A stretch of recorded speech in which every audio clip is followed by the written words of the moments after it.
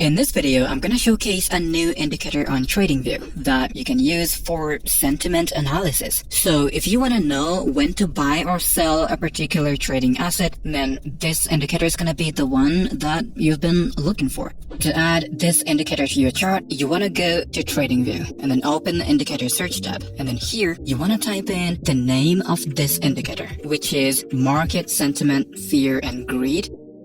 And it's gonna be this one by Algo Alpha.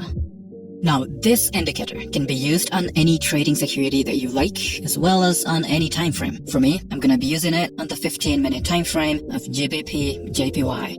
So here is our indicator. As you can see, it consists of just a few key components. First, we have the histogram, which changes color between red and green. According to the creator of this indicator, red histogram bars represent bearish trend impulses, while green bars indicate bullish trend impulses. Now, this gray line is known as the sentiment threshold. Whenever the sentiment histogram crosses this threshold, it signals a trend impulse. Additionally, we have these white dots, which represent neutral market sentiment. Now, you may be wondering, if these dots represent neutral sentiment, how do we identify bullish or bearish market sentiment? Well, that's where the histogram comes into play. A red histogram bar, like this one, indicates bearish market sentiment, while green histogram indicates bullish market sentiment. This indicator also includes a sentiment gauge, which can be used to assess the level of greed or fear in the market. Remember, fear corresponds to bearishness and greed corresponds to bullishness. Whenever the arrow on the gauge is near the top,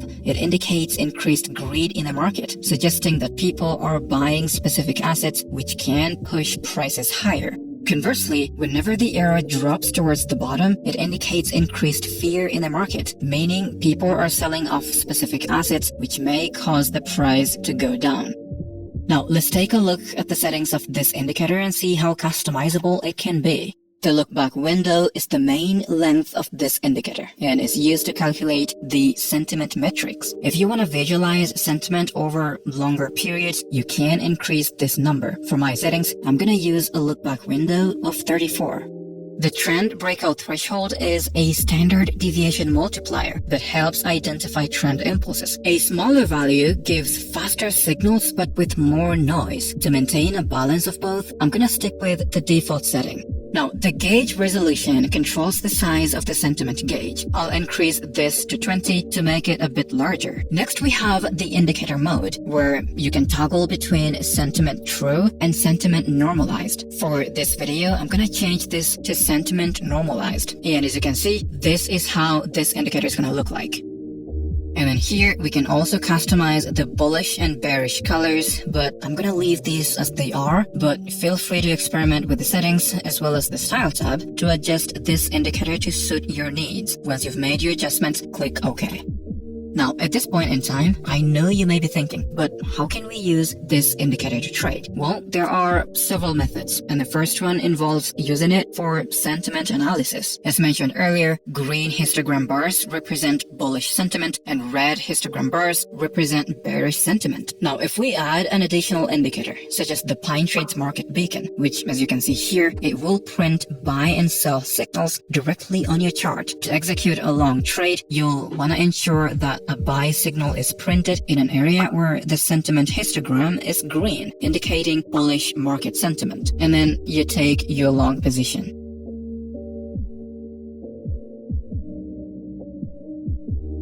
Now, for short position, you want to look for a short signal in an area where the sentiment histogram is red, indicating a bearish sentiment. Once this happens, you take a short position.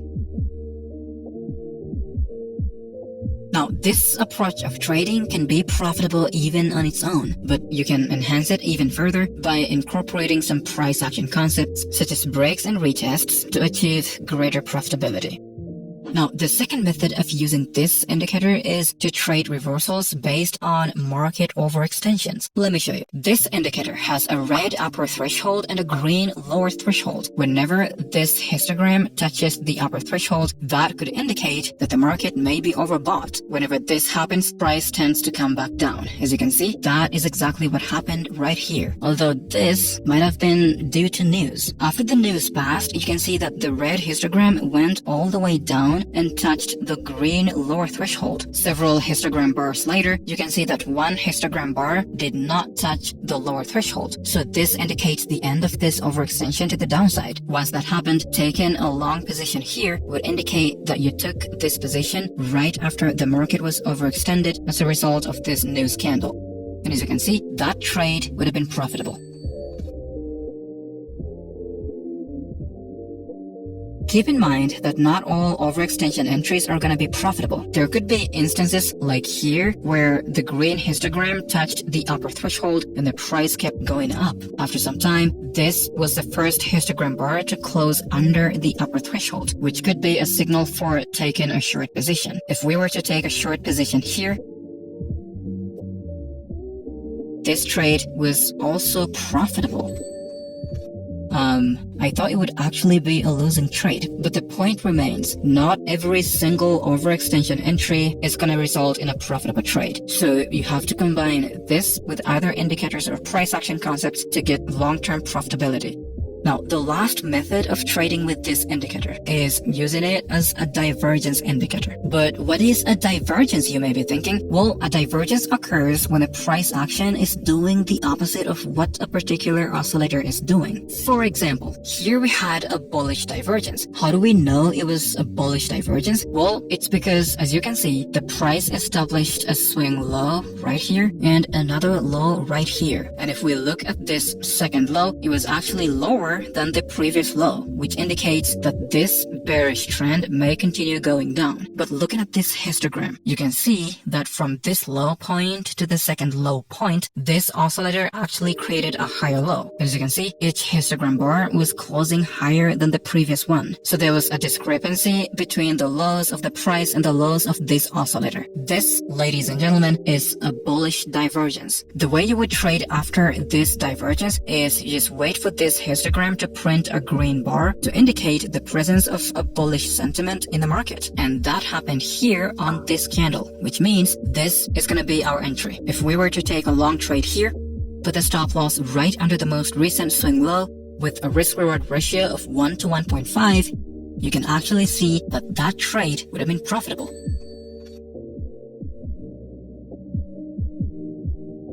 Ladies and gentlemen, this is the market sentiment fear and greed indicator. You can use it to identify fear and greed or bullish and bearish sentiment in the market to complement your trading style. Go ahead and play around with it and see what strategies you can come up with to make use of this awesome indicator. If you find a way to use it, let us know. I hope you found some value. If you did, hit the like button below and consider subscribing to stay tuned. Thanks for watching. See you next time.